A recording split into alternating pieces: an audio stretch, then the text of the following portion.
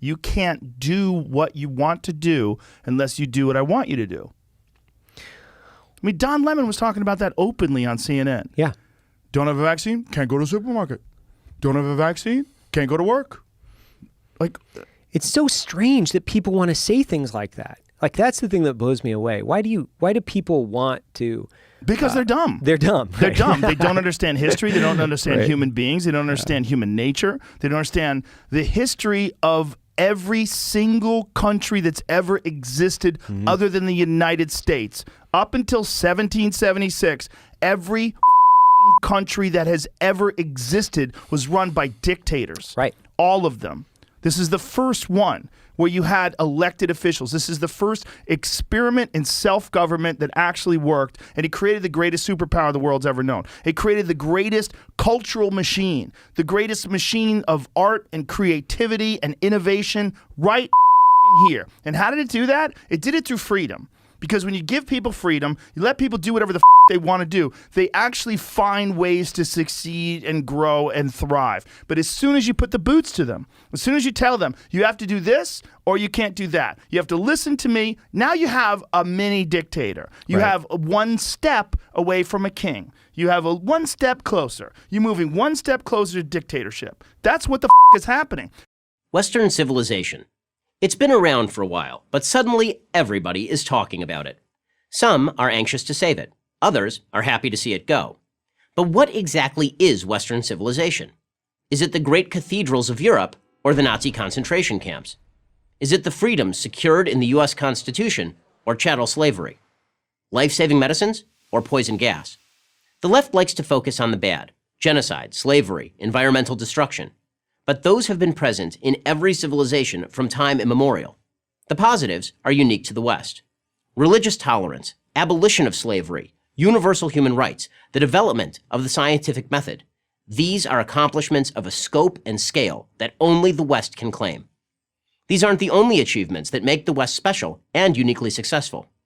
As Western thought evolved, it secured the rights of women and minorities, lifted billions of people out of poverty, and invented most of the modern world. Progress hasn't been a straight line, of course, but the arc of history is clear. The obvious proof is that the world is overwhelmingly Western. And, with few exceptions, those parts of the world that aren't aspire to be. Why? Why has Western civilization been so successful? There are many reasons, but the best place to start is with the teachings and philosophies that emerged from two ancient cities, Jerusalem and Athens.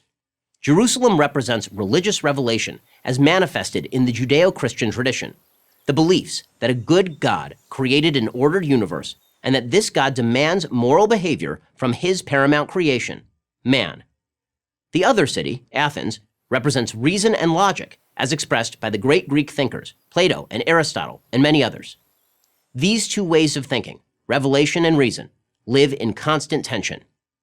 Judeo-Christian religion posits that there are certain fundamental truths handed down to us by a transcendent being. We didn't invent these truths. We received them from God. The rules he lays down for us are vital for building a functioning, moral civilization and for leading a happy life. Greek thinking posits that we only know truth by what we observe, test, and measure. It is not faith but fact that drives our understanding and exploration of the universe. Western civilization, and only Western civilization, has found a way to balance both religious belief and human reason. Here's how the balance works.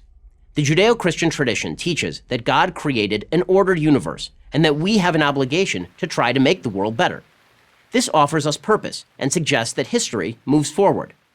Most pagan religions taught the opposite, that the universe is illogical and random, and that history is cyclical. History just endlessly repeats itself, in which case, why bother to innovate or create anything new? Second, Judeo-Christian tradition teaches that every human is created in the image of God. That is, each individual's life is infinitely valuable. This seems self-evident to us now, but only because we have lived with this belief for so long. The far more natural belief is that the strong should subjugate the weak, which is precisely what people did in nearly every society in all of history. Only by recognizing the divine in others did we ever move beyond this amoral thinking toward the concern for human rights, democracy, and free enterprise that characterized the West. But Judeo-Christian religion alone didn't build our modern civilization. We also required Greek reason to teach us objective observation, that man has the capacity to search beyond revelation for answers. Greek reason brought us the notion of the natural law, the idea that we could discover the natural purpose, the telos, of everything in creation by looking to its character. Human beings were created with the unique capacity to reason. Therefore, our telos was to reason. By investing reason with so much power, Greek thought became integral to the Western mission. Nowhere is this more perfectly expressed than in the American Revolution, in which the founding fathers took the best of the European Enlightenment, with its roots in Greek thought, and the best of Judeo-Christian practice, with its roots in the Bible, and melded them into a whole new political philosophy. Without Judeo-Christian values, we fall into scientific materialism, the belief that physical matter is the only reality, and therefore also fall into nihilism, the belief that life has no meaning, that we're merely stellar dust in a cold universe. Without Greek reason, we fall into fanaticism, the belief that fundamentalist adherence to unprovable principles represents the only path toward meaning. The Soviet Union, Communist China, and other socialist tyrannies rejected faith and murdered 100 million people in the 20th century. Much of the modern Muslim world has embraced faith, but rejected reason. It's noteworthy that when the Muslim world did embrace Greek reason from the 8th to the 14th centuries, it was a leading center for scientific advancement. So again, we need both Jerusalem and Athens, revelation and reason. And yet many want to reject both. These people call themselves progressives.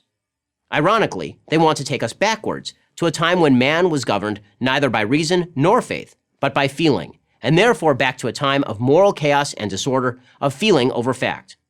It would be a fatal mistake to follow the progressives. Stick with Athens and Jerusalem.